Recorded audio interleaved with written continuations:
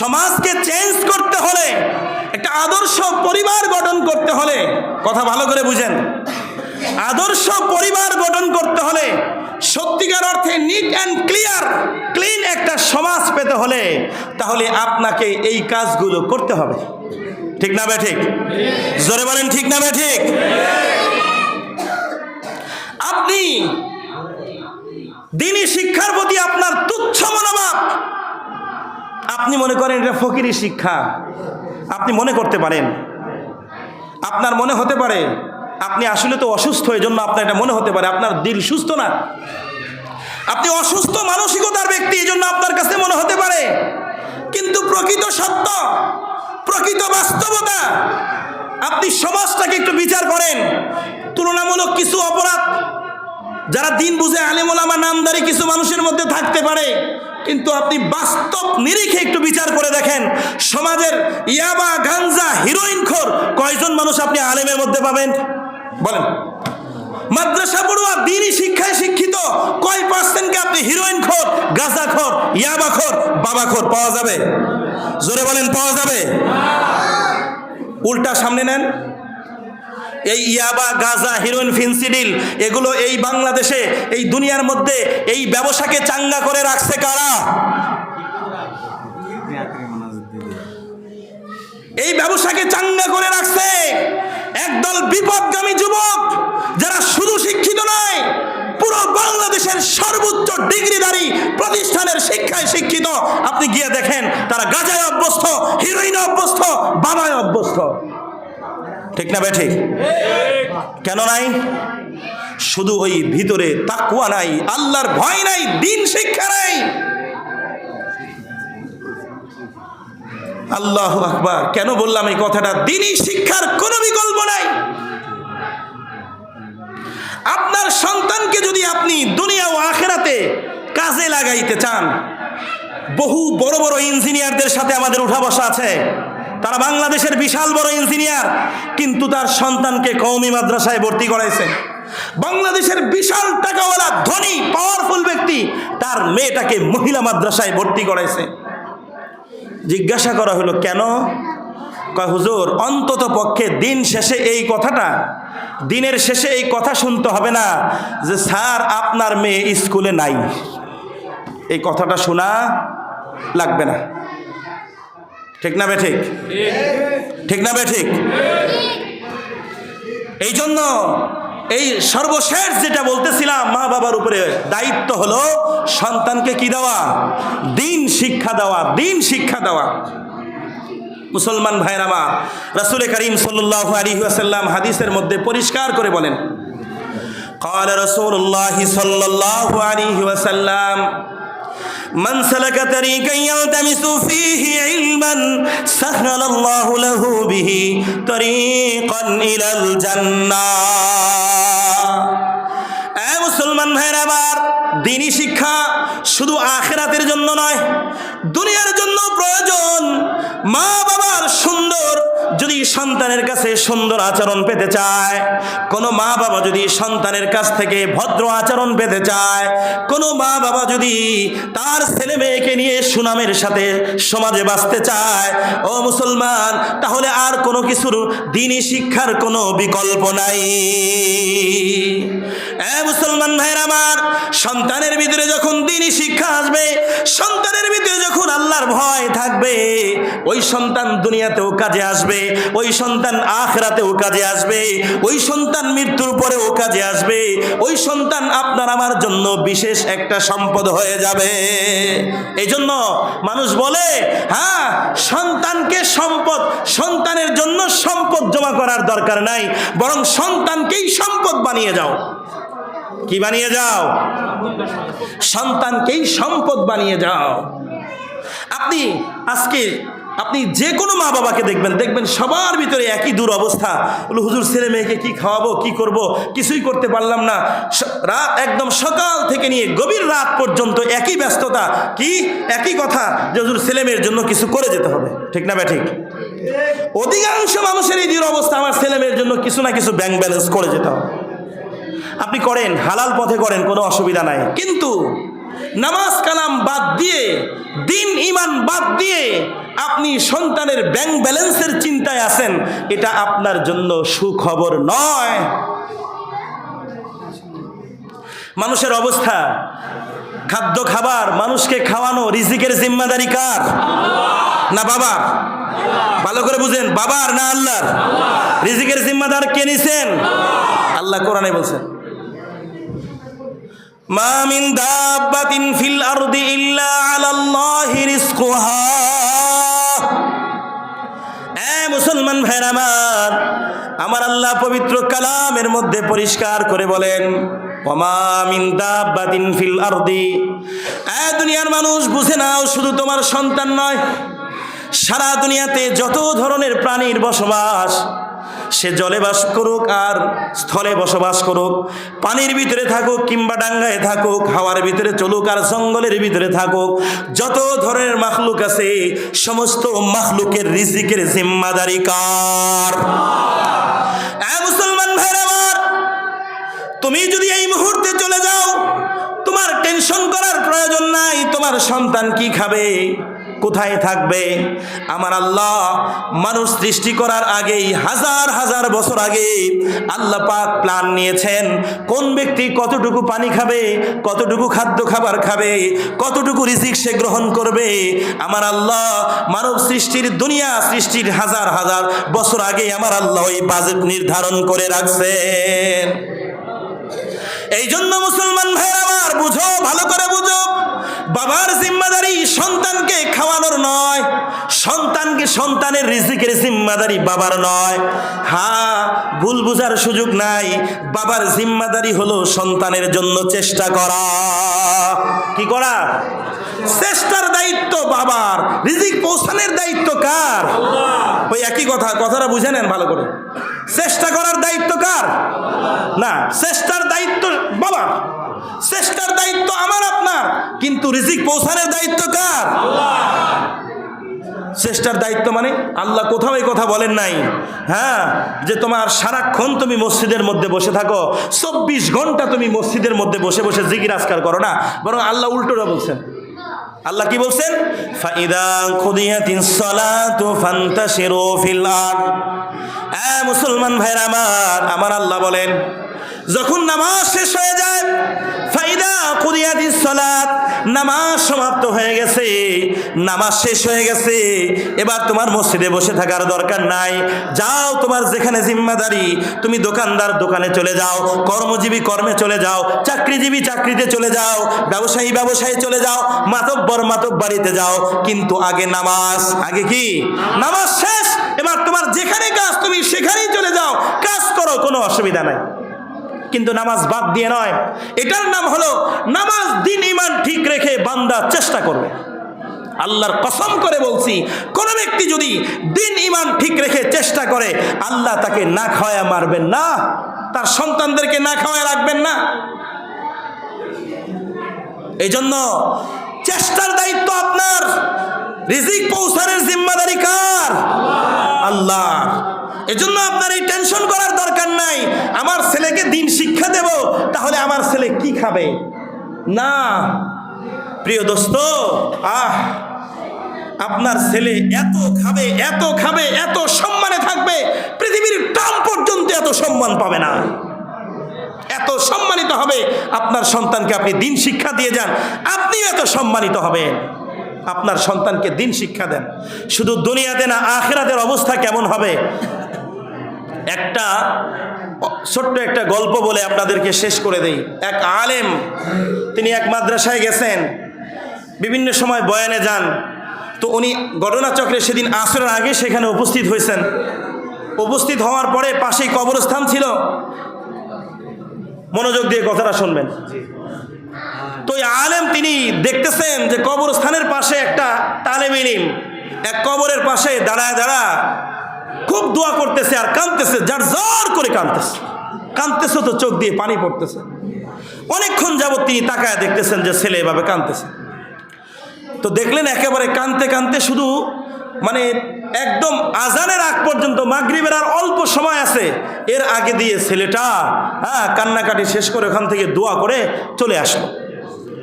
আলেমের দিলে হঠাৎ করে বাড়ি লাগছে, কি ব্যাপার, এত কান্না কান্ড, ছেলেটার এমন না জানি কে মারা গেছে। তো উনি মাগরিবের পরে ছেলেটাকে মোহতামিম সাহেবের মাধ্যমে ডাকায় জিজ্ঞাসা করলেন, বাবা তোমার কে মারা গেছে? তো মোহতামিম সাহেবও পাশে ছিলেন। তো ছেলে বলল যে হুজুর, আমার বাবা আমাকে বড় কষ্ট করে মাদ্রাসা পড়াইছেন। আমার বাবা খুব গরিব মানুষ ছিল। আমার বাবা কাজ করতেন, মাটির কাজ করতেন, বড় কষ্টের কাজ করতেন।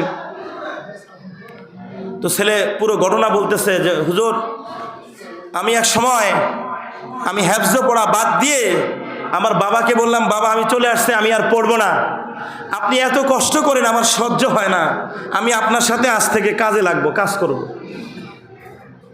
বাবা সাথে সাথে মাথা থেকে মাটি ফেলে দিয়ে বলল, বাবা এই কথা আর দ্বিতীয়বার তুমি বলবা না, আমি তোমাকে কাজ করার জন্য আমি মাদ্রাসায় পাঠাই নাই, মরণ পর্যন্ত আমি কাজ করব, কিন্তু তোমাকে হাফেজ হতে হবে, আলেম হতে হবে, হাফেজ হতে হবে। তো ছেলেটাকে বুঝায় দেওয়ার পরে ছেলেটা মাদ্রাসায় চলে আসছে। কাঁদতে কাঁদতে ছেলেটা ঘটনা শুনাইতেছে যে এরপরে আমি হাফেজ হলাম, কিন্তু আল্লাহ পাকের ইচ্ছা আমি হাফেজ হওয়ার সাথে সাথে আমার বাবার ইন্তেকাল হয়ে গেছে। আমি হাফেজ হয়ে আমি হিফজের পাগড়ি নিয়ে, হাফেজের পাগড়ি নিয়ে আমার বাবাকে দেখানোর সৌভাগ্য হয় নাই। আমার বাবা দুনিয়া থেকে চলে গেছেন। তো তখন থেকে আমি নিয়ত করেছি প্রতি শুক্রবার আসর থেকে নিয়ে মাগরিব পর্যন্ত আমার বাবার কবরের পাশে দাঁড়িয়ে দাঁড়িয়ে আমি দোয়া করব আর কান্না করব, সূরা ইয়াসিন পড়ব। আলেমের তো দিল খোলা, আলেম বুঝতে পারছেন কোনো না কোনো কাহিনী আছে। ছেলেকে জিজ্ঞাসা করলেন, বাবা তুমি যে এতদিন যাবত এখানে কান্নাকাটি করো, তুমি কি এই কান্নাকাটির তুমি কি কোনো নিদর্শন দেখেছ? তখন ছেলেটা চুপ হয়েছে। পরে বলল যে হ্যাঁ ওস্তাদজি, আমি কান্নাকাটি করতে করতে আমি এক রাত্রে বাবাকে স্মরণ করে খুব কাঁদতেছিলাম। রাত্রিবেলায় আমি স্বপ্নে দেখি আল্লাহর নবীর কবরের পাশে জান্নাতুল বাকিতে আমি আর আমার বাবা দুজন সেখানে উপস্থিত। চিল্লায়া বলেন সুবহানাল্লাহ। তো জান্নাতুল বাকিতে আমার বাবাও সেখানে, আমিও সেখানে। জান্নাতুল বাকি না, আল্লাহর নবীর কবরের পাশে যেটা রিয়াজুল জান্নাহ, কি জান্নাতুল বাকিতে হলো কবরস্থান, ভুল বলছি আমি। রিয়াজুল জান্নাহ নবীর কবরের পাশে, আপনারা যারা গিয়েছেন হজ উমরায় গিয়েছেন দেখেছেন নবীর শিওর মাথা বরাবর এই যে পর্দা ঘেরা জায়গাটুকু, এই জায়গাটুকুকে বলা হয় রিয়াজুল জান্নাহ, দুনিয়ার জমিনে জান্নাতের টুকরা। কারণ আল্লাহ নবী হাদিসের মধ্যে বলছেন, বাইনা বাইতি ওয়া মিম্বারি রাউযাতুম মির রিয়াজিল জান্নাহ।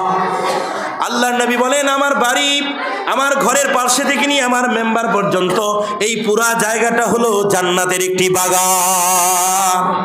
এ মুসলমান ভাই আমার, এই হাফেজে কোরআন ছেলে এবার বলতেছে, হুজুর স্বপ্নে দেখলাম আমি আর আমার বাবা ওই জান্নাতের বাগানের মধ্যে রিয়াজুল জান্নার মধ্যে বসে আছি। আমার বাবার জন্য আমি দোয়া করতেছি, কাঁদতেছি। এবার আমার বাবা আমার মাথায় হাত দিয়ে বলে, আরে বাবা আমি এই জন্যই তোরে মাদ্রাসায় পড়াইছিলাম।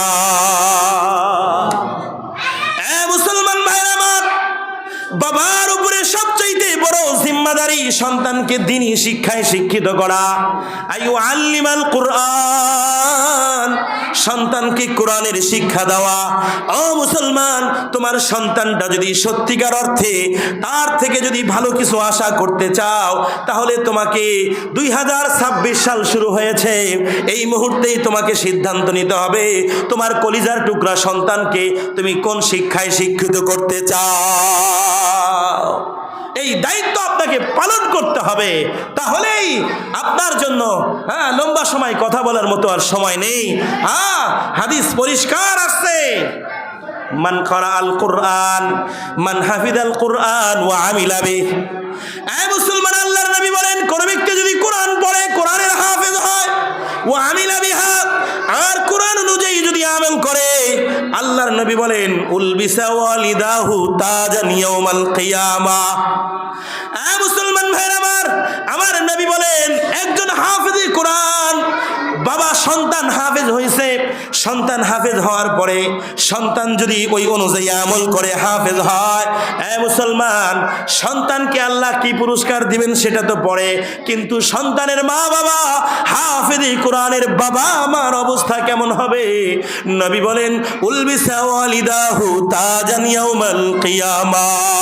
আমার নবী বলেন কিয়ামতের ময়দানে পৃথিবীর শুরু থেকে নিয়ে শেষ পর্যন্ত হাজার হাজার মিলিয়ন মিলিয়ন কোটি কোটি লক্ষ লক্ষ মানুষের সামনে, সমস্ত মানুষের সামনে হাফেজে কোরআনের মা বাবাকে ডাকা হবে।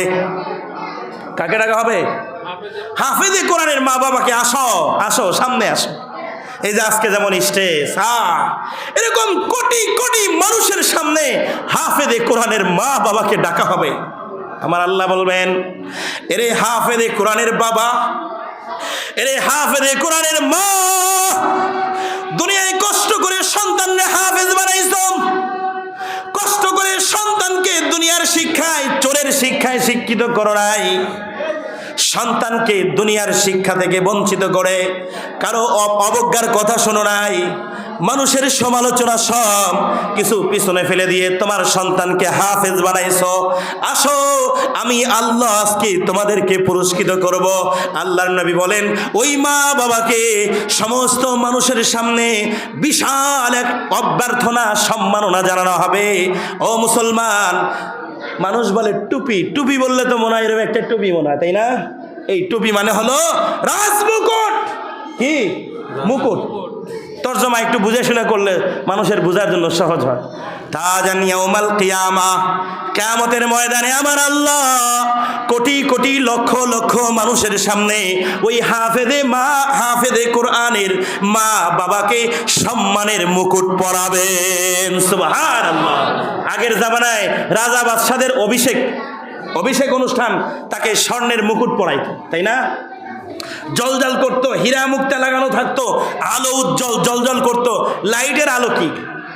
হাফেজে কোরআনের মা বাবাকে যেই মুকুট আল্লাহ পরাবেন, ওই মুকুটের আলো কেমন হবে, উজ্জ্বল আলোটা কেমন হবে? আমার নবী বলেন, হায়, ওই মুকুটের সামান্য আলো যদি দুনিয়ায় ছেড়ে দেওয়া হতো তাহলে দুনিয়ার এই সূর্যের আলো সাথে সাথে বন্ধ হয়ে যেত।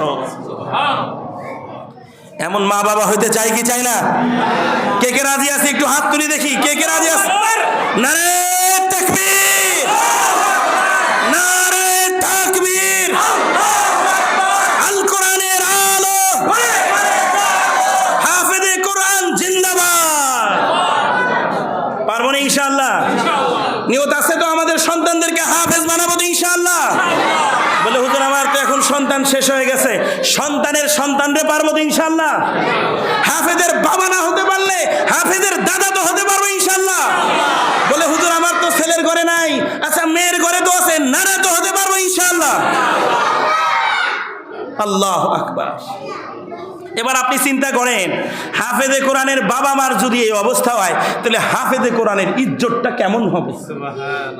আমার আল্লাহ বলবেন ইকরা ইকরা ওয়ারাত্তিল কামা কুনতা তুরাত্তিলু ফিদ দুনিয়া।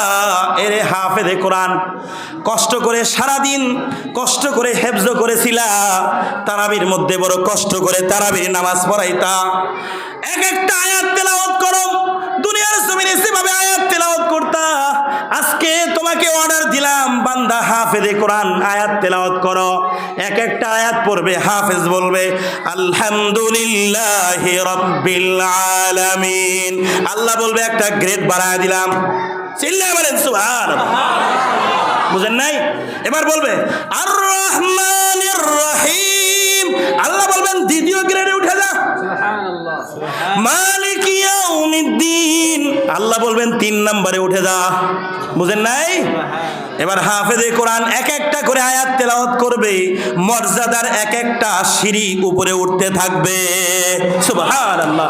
এভাবে হাফেজে কোরআন বলবে, হ্যাঁ, একদম সর্বশেষ সূরা কুল আউযু বিরাব্বিন নাস মালিকিন নাস ইলাহিন নাস মিন শাররিল ওয়াসওয়াসিল খান্নাস আল্লাযী ইউওয়াসওয়িসু ফি মিনাল জিন্নাতি ওয়ান নাস। হাফেজে কোরআন মিনাল জিন্নাতি ওয়ান নাস বলবে, সাথে সাথে সর্বশেষ মর্যাদার উঁচু স্তরে উঠে যাবে। কোরআন আয়াত সংখ্যা কত? জোরে বলেন। 6666। এটা ভুল। 6200। 6200 এই পর্যন্ত সবাই একমত। এরপরে 4-5টা মত আছে, 15, 16, 30, 36 এরকম 4-5টা মত আছে। বলে হুজুর এটা আবার কেমন কথা, এটার মধ্যে ইখতিলাফ। হ্যাঁ, এটার মধ্যে একটু যারা তাফসির পড়ে তারা বুঝে। কেউ কেউ 2 আয়াতে 1 আয়াত ধরছেন, তার কাছে একটু সংখ্যা কমে গেছে। কেউ কেউ 2 আয়াতে 1 আয়াত গণনা করছেন, যারা এটার উপরে বিশাল, এটা আলাদা একটা বিদ্যা, আলাদা একটা শাস্ত্র। যাই হোক, তো 6200 ধরেন 36টা সর্বোচ্চ, যেটা এর উপরে না। 6666 এটা হলে যে বাউল ফাউল আছে না, বলে না, বাউল নামক ফাউল কিছু লোক আছে না, ওরা ওই যে পাড়ায় পাড়ায় ফকিরি করে, ঘুরে ঘুরে ফকিরি আর চাউল তোলে, ওরাই ওদের কাছে আছে, এছাড়া আর কোরআনে নাই। ওরাই সব বলে আজে বাজে কথা। তো এবার চিন্তা করেন, হাফেজে কোরআনকে আল্লাহ পাক সর্বশেষ ধরলাম 6266 আয়াত। তো এই এতগুলো আয়াত পড়বে, এতগুলো গ্রেড বেড়ে যাবে। বুঝেন নাই? বলে যদি বুঝলাম না, বুঝেন নাই?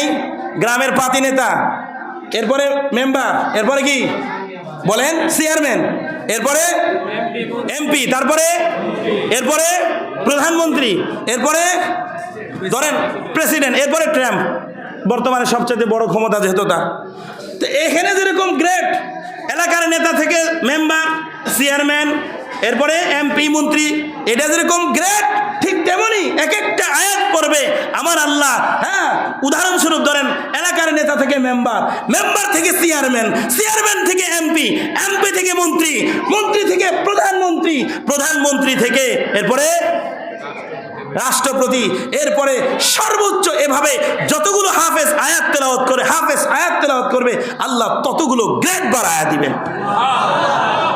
এমন সন্তান চাই কি চাই না? তাহলে আপনাকে আজই সিদ্ধান্ত নিতে হবে, সন্তানের প্রতি এই দায়িত্ব আর কর্তব্যগুলো আদায় করতে হবে। করবো তো ইনশাআল্লাহ? করবো তো ইনশাআল্লাহ? নিয়ত আছে তো সবার? আল্লাহ পাক আপনাদেরকে তৌফিক দান করেন। আল্লাহ আকবার, আল্লাহ আকবার। শুরুর দিকে একটা কথা বলেছিলাম আমরা, আল্লাহ পাক আমাদেরকে এমন সুন্দর আয়োজনে, আজকের মাহফিলটা আমার খুব পছন্দ হইল। এরকম অত